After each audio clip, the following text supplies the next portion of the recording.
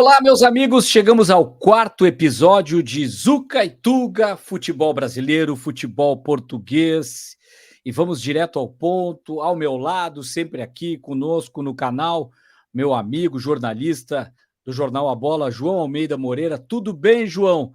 Tudo tranquilo? Grandes jogos que temos aí para debater, hein? Oi, olá a todos, tudo ótimo. Ontem foi um jogo de.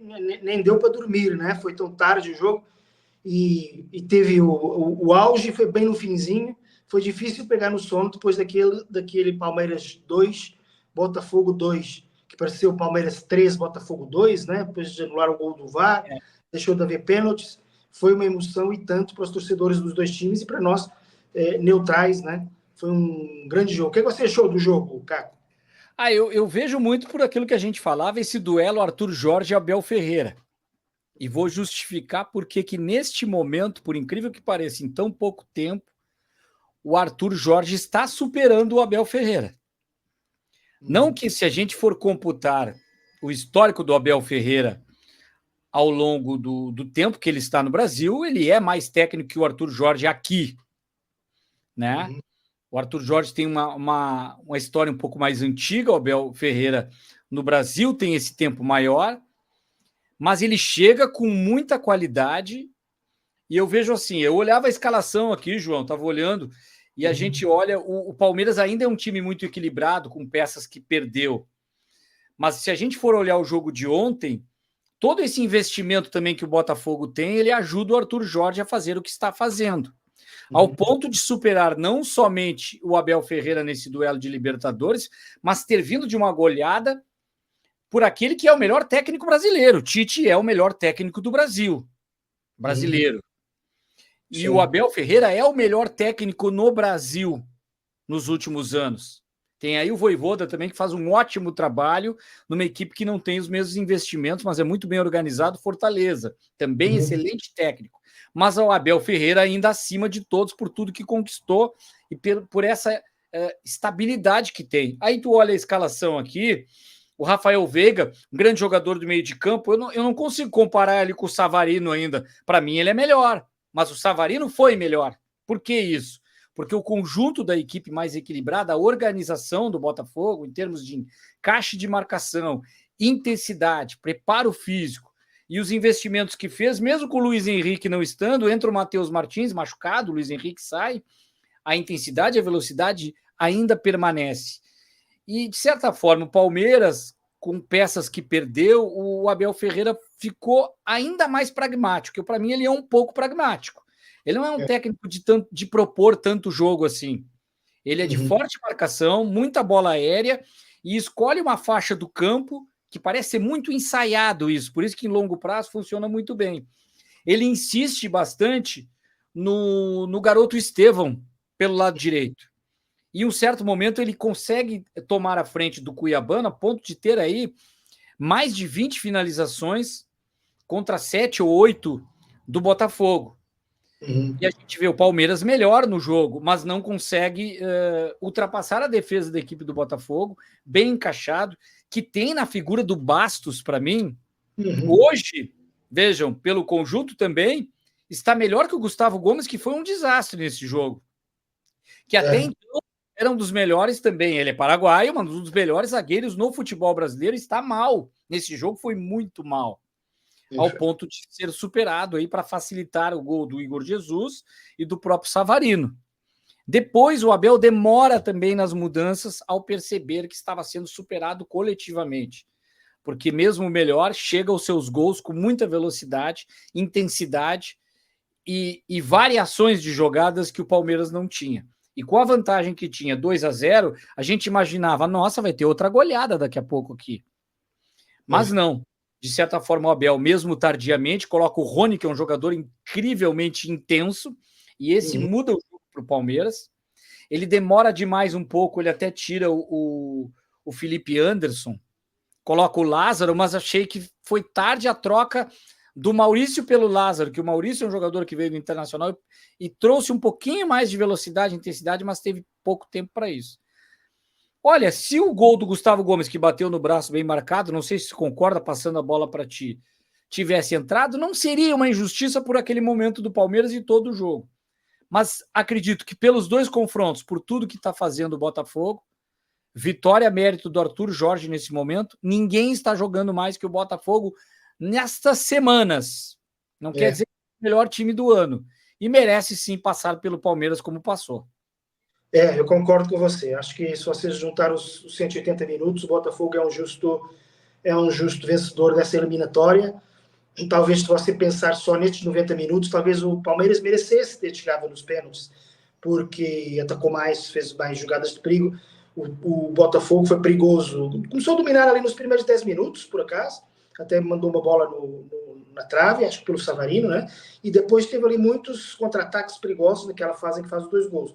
Mas, de resto, o Palmeiras até que domina o jogo. É difícil comparar o trabalho do Abel Ferreira com o Arthur Jorge por aquilo que você falou, não é? Um está cá há 4 anos, o outro está cá há uma semana. É uma coisa comparar um maratonista com o Usain Bolt, né? São grandes, são ótimos, né? Só que um tem 24 jogos pelo Botafogo, o outro tem 200 pelo Palmeiras. É difícil comparar ainda. Mas a verdade é que o Arthur Jorge está a ganhar uma certa dianteira ao Abel, que já tem eco aqui nos números, porque eu tive a ver, são 3 jogos, 2 vitórias e 1 empate, ou seja, ganhou 2 vezes, uma para o Brasileirão e outra no primeiro jogo desta eliminatória, e agora empatou esse no finzinho. Com todos os outros treinadores portugueses, os outros 11 treinadores portugueses que o Abel foi defrontando, o Abel tem vantagem com todos eles, menos com o Arthur Jorge, e por acaso também menos com o Paulo Sousa, que teve no Flamengo um tempinho, mas porque só fez um jogo que foi 0-0. Ou seja, o Arthur Jorge está-se a tornar realmente uma pedra no sapato do Abel. Agora vamos ver como é que vai ser daqui para a frente, porque o ano passado, quando o Palmeiras foi eliminado pelo Boca Juniors, que foi um grande design, um grande choque para a torcida do Palmeiras, depois acabou por ganhar o Campeonato Brasileiro. Vamos ver se o Palmeiras agora não embala aí e ganha o Brasileirão, que é uma das provas mais difíceis do mundo de se vencer. A gente vê muitas vezes o Abel Ferreira irritado, né? E nesse jogo eu vi ele até resignado, assim. Até tem um lance que chama atenção, ao contrário, o Arthur Jorge coloca as mãos na cabeça, assim, quando sofre o segundo gol, e meio que bate um desespero ali, porque ele percebe que ele não tinha mais muito o que fazer e até senta no banco, e talvez ali, por uma postura de comportamento, ele poderia ter, aí é uma coisa, não sei, até pode me corrigir, João, uma coisa mais que o Abel tem de diferente, mais sanguíneo, que a gente diz, que talvez ali o Arthur poderia ser mais de, não tanto pela tática, mas empurrar o time, e ele demora um pouco para fazer isso, e quase sofre o terceiro gol, por ter faltado com essa... Ali é mais maestro, sabe? O maestro da orquestra fica gritando mesmo com o grupo, e para não sofrer nenhum gol. E são alguns jogadores do banco até que fazem isso. Né? O próprio Gatito Fernandes é que faz isso mais do que o técnico. Acho que o Arthur Jorge é um treinador mais cerebral, né? E é um treinador mais de durante a semana, né? O trabalho está muito bem pensado, muito bem treinado ao longo da semana. No jogo, ele é mais tranquilo. Eu acho que ele sente que já fez o essencial do trabalho durante a semana, enquanto que o Abel, por ser sanguíneo, como você fala, de vez em quando fala mais, grita mais, empurra mais o time e depois, muitas vezes, também leva amarelos e vermelhos com muito mais frequência. Se bem me lembro, não tenho esses dados, mas acho que o Arthur Jorge nunca levou nenhum amarelo aqui no Brasil, sinal que eles realmente têm uma personalidade bem diferente, apesar de serem de regiões até perto ali uma da outra, ali em Portugal, no norte de Portugal, têm temperamentos bastante diferentes. Agora, e aí eu ia falar, eu nunca vi o Abel Braga assim, o Abel Ferreira, me lembrei do Abel Braga e uma expressão de um outro técnico que também trabalhou muito no Rio Grande do Sul, e é gaúcho, o Mano Menezes, que usou uma expressão uma vez, e acho que cabe para o Abel Ferreira nesse momento. Eu nunca vi ele tão atucanado. Né? Eu não sei o que quer dizer atucanado. Eu vou explicar, isso é muito utilizado no Rio Grande do Sul, aqui no Sul. Eu falo daqui a pouco, mas antes eu quero propor um desafio aqui. Se a gente tivesse pontos corridos, é meio difícil. Lembra que, para quem está nos acompanhando em alguns episódios passados, a gente falou que poderia ter um torneio, um combinado, né? Portugal, Brasil. Se tivéssemos e a gente propôs que falaria sobre isso, se a gente tivesse um campeonato de pontos corridos, Botafogo, vou colocar aqui até, Botafogo, Flamengo, Palmeiras, Sporting, Porto e Benfica. né? Mas, claro, eu botei o X ali, a gente colocou o X no meio para botar Brasil de um lado, Portugal do outro, mas seriam todos contra todos, em pontos corridos. Quem venceria esse duelo? Ou quem se daria melhor? Nesse momento agora, não vamos pegar história, eu digo o Sporting de hoje, campeão português, o Porto com as mudanças que tem, o Benfica meio, né, o Botafogo de tudo que a gente falou, o Flamengo com o Tite meio que balançando, e o Palmeiras agora caindo tão cedo na Libertadores, que não era comum. Olha, eu vou puxar a brasa à minha sardinha, não sei se essa expressão se diz no Brasil, acho que também se diz, né? Pro assado. Pro assado. Vou passar a puxar a brasa à minha sardinha e acho que os times portugueses estão um pouquinho à frente. Por que é que eu digo isso? Eu me baseio aqui em números, né? O Transfermarkt, aquele site que faz análise de mercado, coloca o Sporting neste momento na frente, é o atual campeão e tal de Portugal, como o 27º time mais valioso do mundo. O Benfica é o 32, o Porto o 41. E o primeiro dos brasileiros apenas o 61, ou seja, está para baixo, que é o Palmeiras. Depois o Flamengo é 62 e o Botafogo é 88. Ou seja, o terceiro dos três grandes de Portugal, que é o Porto, que é o que está agora segundo o Transfermarkt, e acho que segundo os resultados, né, no ano passado ficou em terceiro lugar, o que está um pouquinho abaixo, mesmo assim está acima do melhor do Brasil, que é o Palmeiras, segundo esse site. Claro que esse site ele contabiliza o valor dos jogadores, e, por exemplo, para dar um exemplo bom, é o Marcos Rocha. Por exemplo, Marcos Rocha é um ótimo lateral direito, não é um jogador de muita qualidade, mas tem um valor de mercado muito reduzido. Quem é que vai contratar um jogador com 35 para 36 anos nesse momento? Enquanto que os clubes portugueses têm alguns jogadores jovens que estão, por isso, muito mais valorizados. Mas, de qualquer forma, eu acho que a diferença é um pouquinho grande e acho por isso que num hexagonal, né? Neste caso seria Botafogo, Flamengo, Palmeiras, Sporting, Porto, Benfica, seria o hexagonal entre os 6. Eu acho que os times portugueses ganhariam. No entanto, Sporting, Porto e Benfica, se por acaso caíssem aqui no Brasileirão, iam ter uma dificuldade tremenda para aguentar todo esse calendário louco. Essas viagens, que se fazem viagens maiores aqui no Brasileirão do que na Liga dos Campeões, né? O Brasil é maior do que a União Europeia, não que a Europa, mas que a União Europeia. Iam ter essa loucura, às vezes até de gramados ruins, etc. Ou seja, iam ter que se adaptar a um monte de dificuldades que não estão acostumados. E para Botafogo, Flamengo e Palmeiras se aterrassem agora no Campeonato Português, para eles seria uma maravilha jogar uma vez por semana, apenas com 2 ou 3 times muito competitivos, os outros bem fáceis de ganhar, ou seja, seria bem mais fácil para eles. Mas tudo somado, neste momento, se você somar, eu estou do lado de Portugal, como não podia deixar de ser, e por isso acho que Sporting, Benfica e Porto ganhariam esse campeonatozinho aí que a gente inventou.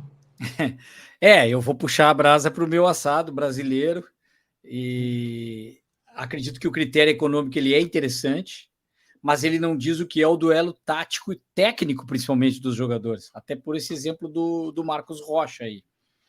Eu vejo, por exemplo, o seguinte, o próprio fato do... Eu já colocaria de cara o Porto em último colocado, me perdoem os torcedores do Porto, mas ficaria na última colocação com tudo que mudou, com o elenco que caiu, com um time que certamente, se no campeonato português, uma coisa é jogar o seu campeonato com os seus adversários, outra coisa é duelar contra 3 brasileiros. Eu vejo que ele seria o que teria menos força para duelar com os brasileiros, por mais que tenha toda essa tradição, e hoje o Porto está muito enfraquecido, até por ter perdido os jogadores brasileiros, o caso do Evanilson, Taremi, aí, o iraniano, enfim, tendo jogadores que eu vejo que no conjunto, até o técnico que recém chegou, eu vou pelos técnicos, o Vitor Bruno, não faz melhor trabalho, ainda é muito cedo, do que o próprio Tite, e não é mais técnico do que o Tite, do que o próprio Abel Ferreira, e muito menos, e temos aí 2 portugueses ajudando o Brasil nesse caso, o próprio Arthur Jorge. Em 6 treinadores, né? 4 são portugueses, Exato. Um é brasileiro e um é alemão, né? Que é o do Benfica. Essa é a vantagem de Portugal que eu vejo, os treinadores. Aí a gente vai para o Benfica também com essa estabilidade, o técnico também não está encaixando, tem um grande elenco, tem grandes jogadores, tem o mercado, mas o melhor jogador é um jogador que já está para final de carreira, que se eu coloco ele, o Di Maria, jogaria em qualquer clube brasileiro, com certeza. Sim. Mas em alguns jogos ele ia alternar talvez sair para algum outro jovem jogador entrar para se encaixar na dinâmica do Botafogo, do próprio Flamengo e do Palmeiras, ele entraria como uma luva. Mas depois, com todo o elenco que tem, o próprio Benfica, mas o conjunto, eu vejo que no confronto direto teria dificuldade de ganhar. A única equipe que eu vejo que traria mais dificuldades, ela é muito mais equilibrada, tem um grande atacante muito perigoso. E tem um detalhe, João, todos os portugueses, eles não são bons defensivamente em confrontos como esse. Tanto que a gente nota quantos gols saiu no duelo Porto e Sporting recentemente. Olha a quantidade de gols que saíram nesse duelo que a gente teve, de Supertaça. Então eu vejo que com o ataque brasileiro, a força que tem o elenco do Flamengo, todo esse histórico que tem o Abel, e agora o Botafogo intenso do jeito que está, com os jogadores que tem, eu vejo todos os times brasileiros podendo passar principalmente pelo Porto e Benfica e fazendo algum confronto mais equilibrado, até um ou outro perdendo para o Sport. Mas, no geral, eu acredito... Eu não consigo apontar, eu apontei o que seria o último, eu não consigo apontar aquele que seria o ponta. Aquele que, de todos eles, poderia ser um brasileiro com o Sport em segundo, mas aí o quarto e o quinto seriam brasileiros, para depois vir o Benfica e o Porto lá na última colocação. É difícil apontar qual brasileiro despontaria nesses duelos, porque entre eles a gente já sabe, o Botafogo superou o Flamengo e Palmeiras. Mas seria muito disputado, né? E aí fica uma ideia aí, fazer aí um duelo, uma Champions da lusofonia, alguma coisa assim. Seria interessante, até porque os países têm tanta ligação. Como a gente falou, né, dos 3 times brasileiros de ponta hoje, 2 são treinados por portugueses, e no Sporting, Porto e Benfica tem jogadores brasileiros imensos, né? Hoje nem tanto, mas ao longo da história, tantíssimos, né? E, portanto, seria muito interessante para as torcidas verem esse braço de ferro, esse duelo, né? E para contribuir também para esta rivalidade, assim, amor-ódio que há entre portugueses e brasileiros, também seria interessante. Aí depois teria que ser umas rodadas lá em Portugal, outras rodadas aqui no Brasil. Né? Acredito. Ou um ano em Portugal, um ano aqui, um ano num local neutro, mas é um pouco mais difícil, algum lugar de língua portuguesa.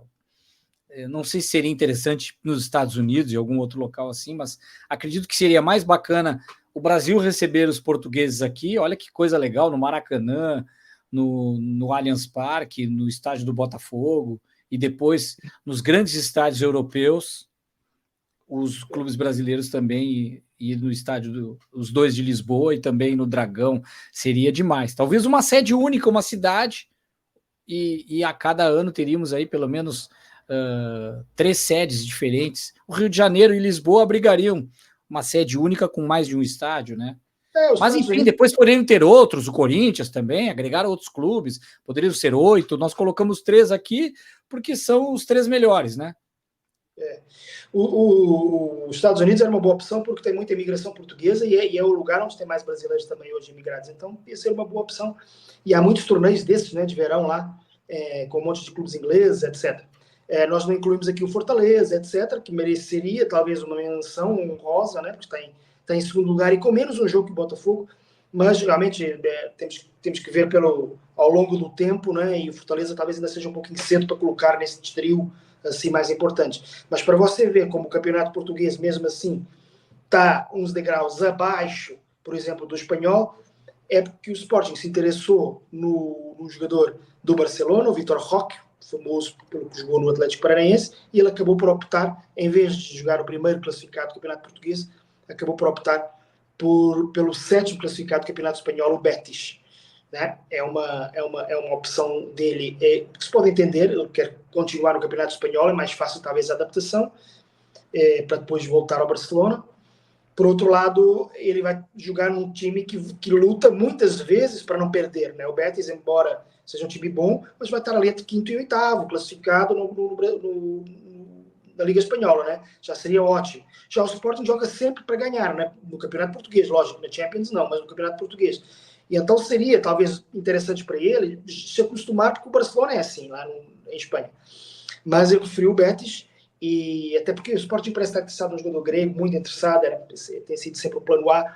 O Vitor Roque era só um plano B, uma oportunidade que surgiu, e portanto ele acabou por ir para o Betis. O que você acha? Acha que ele optou bem? Acredito que sim. Primeiro, o Barcelona está difícil de ter oportunidade, porque esses atacantes, quando vão para um clube como o Barcelona, por isso que o ideal é fazer, muitas vezes, a não ser que você seja, e até vou dar um exemplo que não fez isso, o Ronaldo Fenômeno, ele ainda passa pelo PSV antes de depois ter o seu mercado maior, né? E Romário, alguns. O Romário é a mesma coisa, é. Alguns vão para a Holanda e alguns vão para Portugal. Uhum. Talvez seja o caminho de entrada para depois, né? Alguns também em clubes médios franceses também, alguma coisa nesse sentido, né? O próprio Ronaldinho Gaúcho, né? Tem PSG para depois Barcelona. Aquele Então, PSG do tempo dele não era esse PSG, era um time claramente abaixo, não era o PSG riquíssimo, né? Então serviu assim meio que de trampolim. e nunca foi tecnicamente de expressão internacional, nunca chegou aonde se espera que chegue. Isso é uma outra discussão, mas exatamente Não, isso. naquela época nem milionário era. Nem isso era, nem isso era. Era comum em termos de. Exatamente, ainda não tinha o aporte internacional de grandes investidores, com certeza. Ao ponto de conseguir ficar tanto tempo com o Mbappé. Eu até ia fazer a comparação. O próprio o Endrick está passando por isso no Real Madrid, porque e o que eu ia dizer é o seguinte: ou você chega nesse clube com o status de um Ronaldo para ser titular, quando chega é para ser o 9 do Real Madrid ou do Barcelona. Então, esses jogadores estão chegando para ser mais um no Barcelona. Mas isso não significa que não seja mais um no Betis também, né? Acredito que vai ter mais, que a gente chama de minutagem, mais minutos. Pode começar um ou outro jogo. Para tirar alguns jogadores que estão sempre jogando aí, vai jogar junto com o time Ávila, algum jogador assim. Agora, eu vejo no Sporting seria difícil também. Porque ele é centroavante, ele é atacante, com característica diferente do Gyökeres. Mas ele não tiraria o Gyökeres do time. Ele teria Não, que isso jogar não. junto. Mas aí vai sair o Trincão, vai sair o Pote, não consegue. Ele não sairia jogando como titular. Ele ia ser um Marcos Leonardo do esporte, que o Marcos Leonardo é uma alternativa. Que lá eu vejo que ele teria mais chance, como eu acredito que o Marcos Leonardo deveria ter mais chances, como não está tendo no Benfica. Uhum. E no Porto, eu acho que ele entraria, poderia ser titular. Se viesse para o Porto, se ele fosse para o Porto, o Vitor Roque, aí sim ele certamente teria grande chance de ser titular na vaga do Evanilson, que saiu. Aí sim, mas o esporte não é tão fácil assim. Mas eu vejo que a estratégia é interessante. Oh, a Siri aqui enlouqueceu. Eu vejo como interessante que ele pelo menos fica no mesmo mercado e ele faz uma vitrine maior para o próprio torcedor do Barcelona ali, né? Ele pode. Começa dando já os zagueiros que vai enfrentar quando voltar ao Barcelona, etc. Eu entendo a opção dele. Eu acho que os dirigentes do esporte, como estão muito interessados nesse tal grego que se chama Ioannidis, que é do Panathinaikos, eu acho, Caco, que eles não ficaram muito atucanados, né, com a decisão do Vitor Roque. É uma expressão que é uma palavra muito utilizada, né? Atucanar, que é uma coisa assim. Eu não estudei a origem da palavra. Uhum. Eu uso ela quase como gíria, porque no Rio Grande do Sul é muito utilizado. Quando você está estabalhoado, você está sem ter o que fazer, não consegue, está ansioso, está atucanado. Uhum. E aí o cara bem gaúcho de Porto Alegre, né, principalmente, é que tem o gaúcho de Porto Alegre do interior que fala uma língua mais regional, mais do campo. O urbano de Porto Alegre tem uma língua mais assim, e aí usa cara, tu tá muito atucanado, te atucanei. E uma vez o Mano, eu tava falando sobre isso, o Mano, eu tava vendo um jogo no Premier, que é o canal que faz o futebol brasileiro, e alguém, como não era uma reportagem local do Rio Grande do Sul, era um jogo em Fortaleza, acho que era Inter em Fortaleza, algum jogo do Inter, e aí foram perguntar para ele, o cara tá muito atucanado, né? Aí é complicado, o cara tá atucanado. E aí o narrador não entendeu, a repórter não entendeu, e não tinha uma pessoa que tinha uma ligação mais com o Rio Grande do Sul para explicar que isso é muito utilizado Não nesse tinha sentido, né? um tradutor gauchês português, ele ama. faltou isso. Eu não sei se existe uma expressão parecida no português de Portugal que possa substituir esse atucanado. Talvez, se for alguém que está meio bravo, meio chateado, a gente fala que ele está lixado. Ele tá lixado com aquilo, lixado. Lixado de lixa? De lixa. Então, eu estou lixado contigo, quer dizer que eu estou bravo contigo, eu estou zangado contigo, eu estou lixado contigo. Então, eu fiquei lixado, o Abel Ferreira ficou lixado depois de perder esse jogo com o Botafogo. Não sei se é exatamente o mesmo, não sei se é exatamente o mesmo sentido, é mais ficar bravo, não sei se é do Canadá é mais ficar triste. Não, é mais perdido, assim. Perdido. Tu fica perdido, tu tá... Sabe quando não sabe o que tá pensando, tu não consegue tomar uma decisão, é meio perdido, assim, com um pouco de irritação. Sim. Aqui diz, ó, a explicação, fui buscar no sul do Brasil, que se amolou, de amolado, aborrecido, apoquentado. Mas é similar ao tucano, né? Sim. Vem talvez do bicar, alguma coisa de bicar, atucanado, não sei se, porque o tucano tem um bico muito, muito extenso, né? O tucano, entretanto, tem que fazer um parênteses, porque que eu saiba, não há tucanos em Portugal, é um animal muito, muito interessante, que aqui no Brasil muitos que tem um bico laranja, uma espécie de... não sei de família é ele. Não sei lindo, é uma ave muito bonita. Não sei se ele é da família dos papagaios, acho que não, né? É outra coisa, mas é assim, é uma ave que se destaca por um bico laranja. Eu quando cheguei aqui havia pouco, conhecia mal, assim, talvez já e de pena preta, né? Escura. E ele é bem amarelo, então isso dá um contraste muito bonito. Para quem nos acompanha de Portugal, só para explicar o que é um tucano, é esse animal que está nas árvores sempre. Mas ele parece mais sossegado, né? Mais sossegado do que... Sim. Não, pois e talvez ele tem um perfil meio também outro animal muito comum aqui na América do Sul, tem bastante, que é essa linha amazônica de selva, que é o bicho preguiça. O tucano ele não é tão ágil, tão agitado que nem araras, papagaios, talvez por isso ele é meio travado, assim, né? E até a maneira que ele pia, ele não é um animal uma ave, né? Não é uma ave tão nervosa, ela é até calma, gozado que, no caso, estar atucanado é estar um pouco nervoso, né? Mas é meio travado também, tem essa coisa de ficar travado, né? Mas é um animal, uma ave, digamos, muito bonita e que tem muito no Pantanal, né? Na região do Pantanal, Mato Grosso e também na região amazônica, mas em todo o Brasil, em zoológicos, sempre tem ali, justamente por ele ter, assim como tem flamingos nos Estados Unidos e todo mundo gosta de ver, o tucano e os papagaios, todos eles, araras, todos esses são muito bem brasileiros. Tanto que o personagem da Disney que representa o Brasil na Disney é o Zé Carioca, que é um papagaio bem verdinho.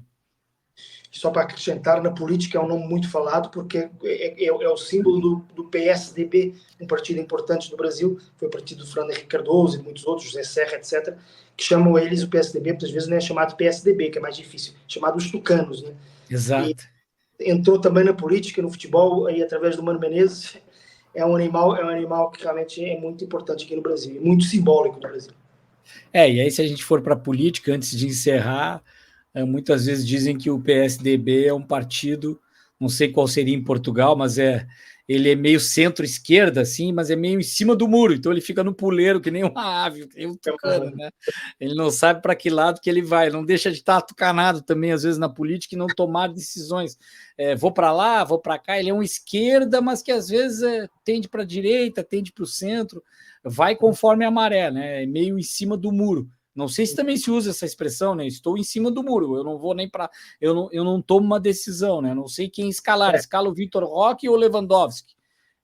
Qual é a decisão? E o técnico não toma decisão e aí ele está em cima do muro, né? Acho que sim, acho que também se usa em Portugal, sim. Eu agora já meio que confundo, porque já estou aqui há tanto tempo que também já não sei o que é que se usa lá e o que se usa cá, mas acho que sim. Tá certo, João. A gente convida todo mundo a se inscrever no nosso canal. Esse é o 4º episódio, vamos crescendo. Você se inscreve no canal, ativa as notificações, que nós sempre estaremos aqui. E você também pode comentar, trazendo pautas curiosidades, a gente pesquisa também, vai atrás de informações, apura o que você quer saber, né, João? Justamente para deixar o canal da melhor maneira possível para quem está acompanhando aqui com a gente. É isso? É isso mesmo. Portugueses, brasileiros vão lá comentar, vão lá, brasileiros vão lá xingar o Tuga e os portugueses o Zuca, e vamos animar aí o debate. Só não vale piada de português, que eu saiba, em Portugal é piada de brasileiro, é isso? Nem tanto, né? Nem tanto. É mais piada da Lentina, que é uma região de Portugal. Piada do brasileiro não se faz muito, não. Nunca se fez muito, porque nunca teve muita imigração brasileira lá até agora, né? Talvez agora se comece a fazer algumas. Eu nunca gostei muito disso, por respeito e admiração que eu tenho aos portugueses, não gosto de nada desse tipo de gozação de um povo alheio. Agora, a briga, a discussão do futebol, isso é legal, isso é bacana, a gente sempre faz. Um abraço, meu amigo, até o próximo episódio. Valeu, E até mais. até mais.